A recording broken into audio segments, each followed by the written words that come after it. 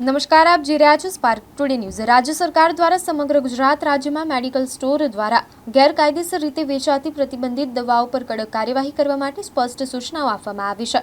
આ સૂચનાઓને અનુસરીને IGP border range Chirag Kordia તથા એસપી બનાસકાંઠા અક્ષયરાજ સાહેબના માર્ગદર્શન હેઠળ થરાદ ડિવિઝનના ડીવાયએસપી એસએમ વરોતરિયા સાહેબના સીધા સુપરવિઝન હેઠળ એક મોટું ઓપરેશન હાથ ધરવામાં આવ્યું હતું।